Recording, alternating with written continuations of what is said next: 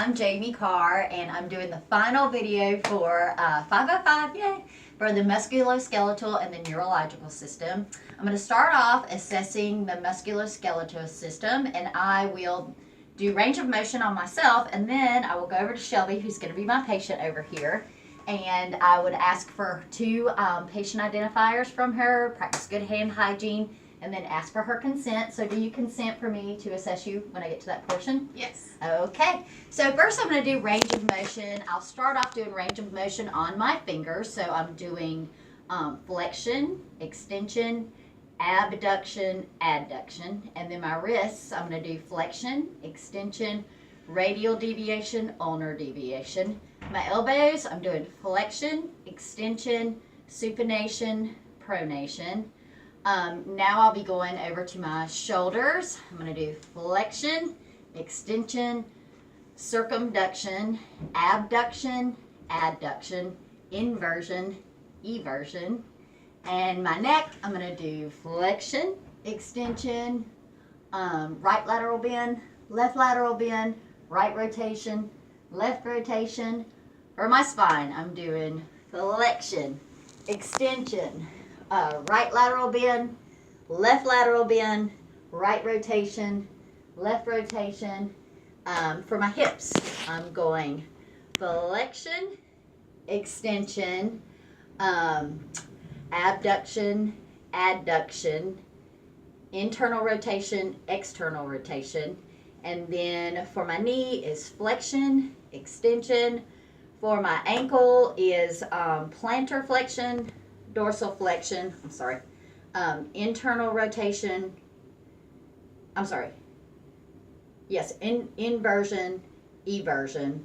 And then for my toe is flexion, extension. Now, I will be going on to assess Shelby's knees. So first we're going to assess her knees for any type of knee injury in the musculoskeletal section. So I'm going to be doing the Vargas test, which will assess the for an LCL tear. The valgus test, which is assessed for an MCL tear. The anterior drawer test assesses for an ACL tear. The posterior drawer test assesses for a PCL tear. And the McMurray sign assesses for any sort of meniscus injury. So to begin with, I'm going to do I'm going to assess your MCL. So I am going for the valgus test, the MCL, and I'm going to be pressing for that. You feel any pain, any movement I'm assessing for any movement in the kneecap. And the Vargas is the LCL. I'm assessing for any movement. And the anterior drawer sign, or the drawer sign test, what I'll do is stabilize her foot with my knee, and I'm pulling in towards me, and any sort of slippage would indicate an ACL tear. And posterior, any sort of slippage of the kneecap would indicate a PCL tear.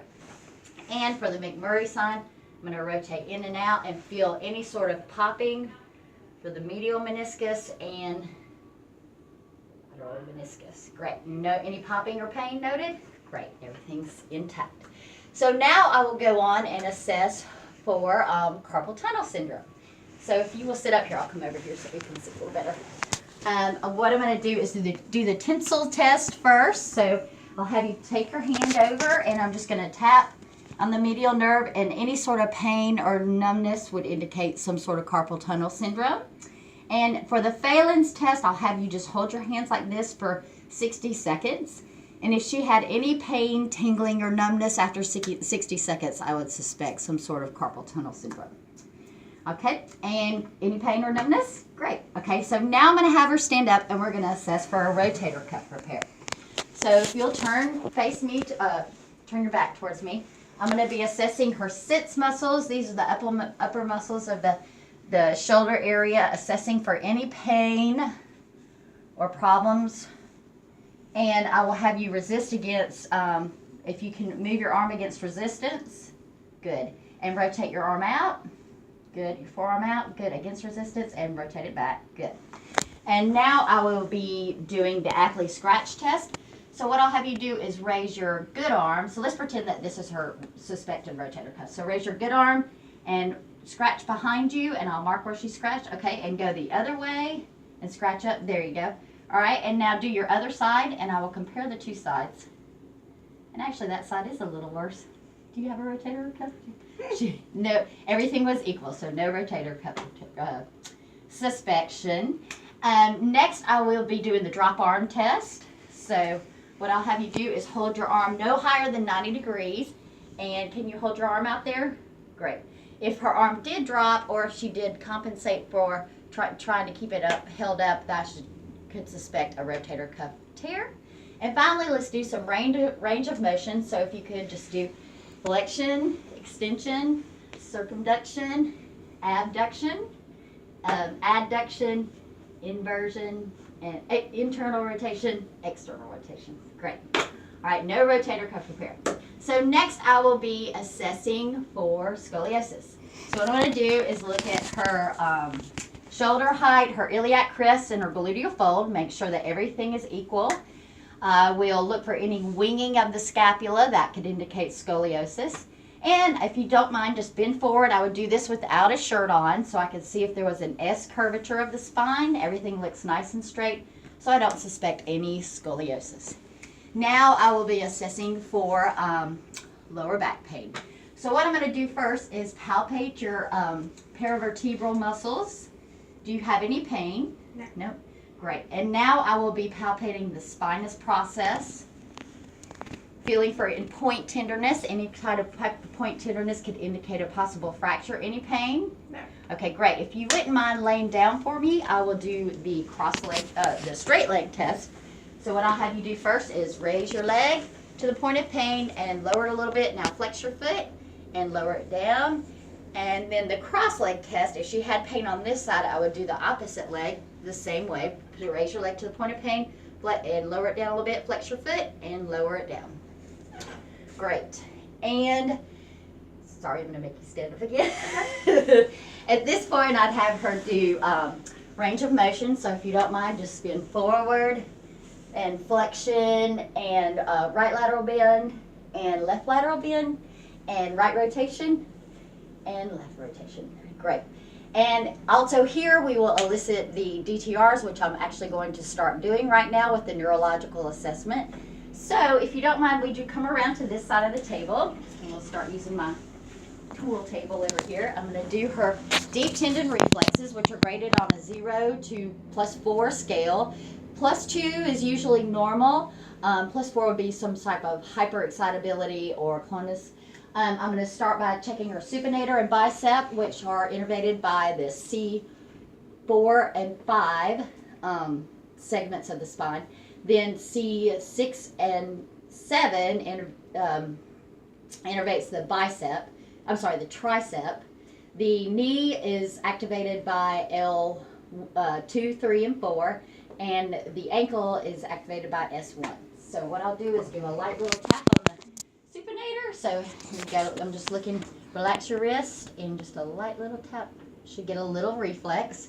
And let me palpate your tendon on your bicep. And this is the one where you just lightly tap over your own finger to get a reflex. And the tricep, right behind the elbow. Good. And the knee, right just below the kneecap. And your ankle, just relax your ankle. And there you go. Good. Next, I will be checking for the meningitis. The meningeal signs.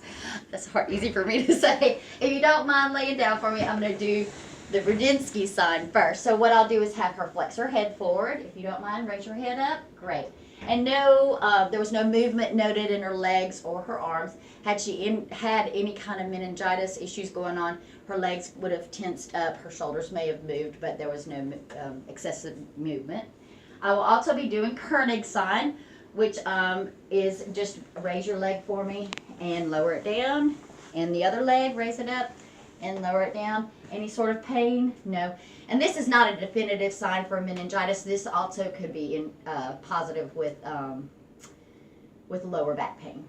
And finally, I'm going to do the Babinski's reflex, which is a normal reflex in babies, which usually outgrow it around a year or two. But what I'll do is draw a J across her foot, and if she dorsiflex or fans her great toes out, that would be a positive Babinski sign indicating some form of meningitis. So, and a little plantar flexion is normal.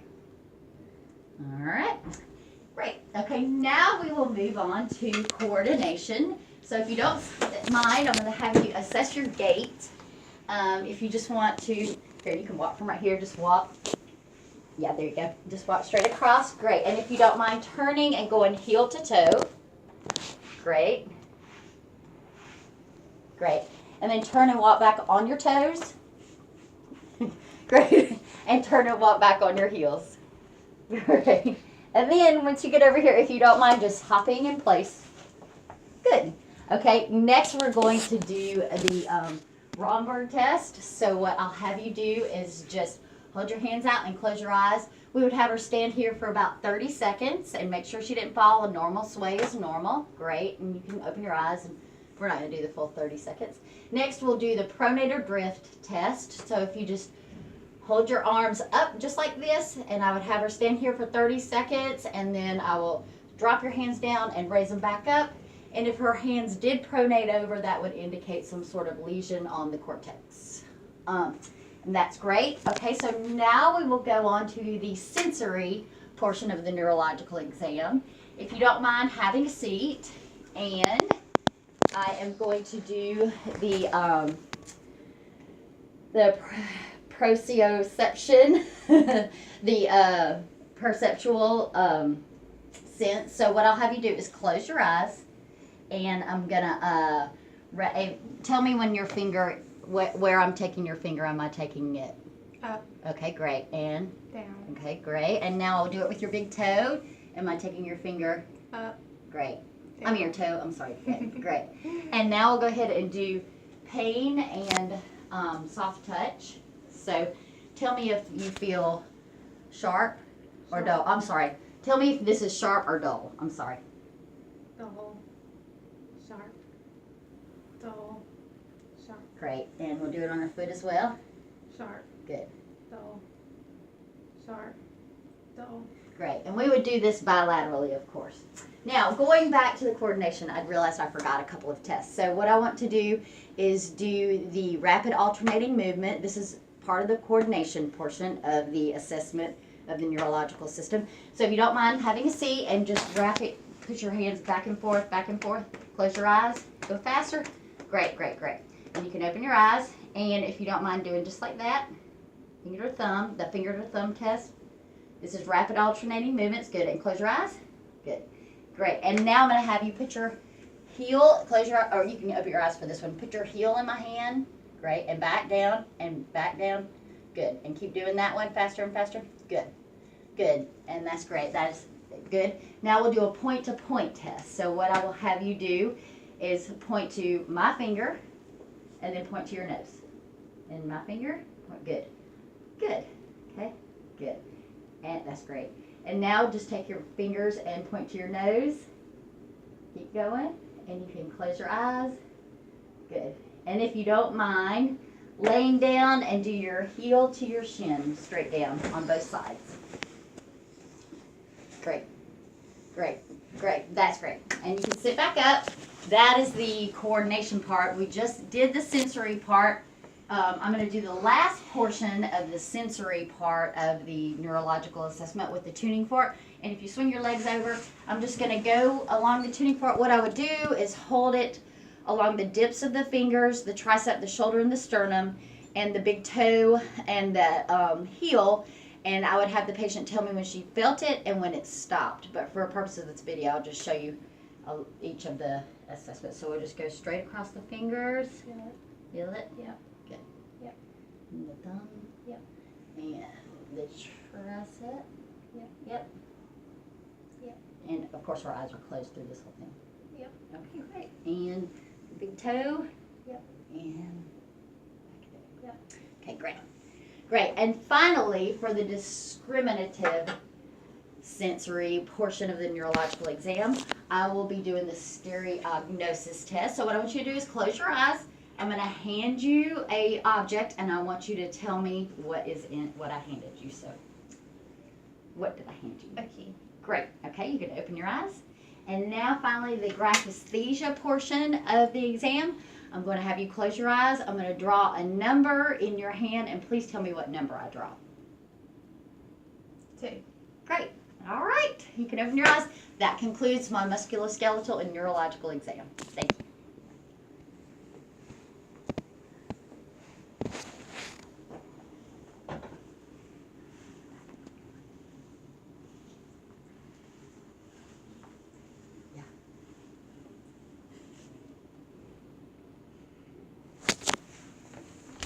How many minutes?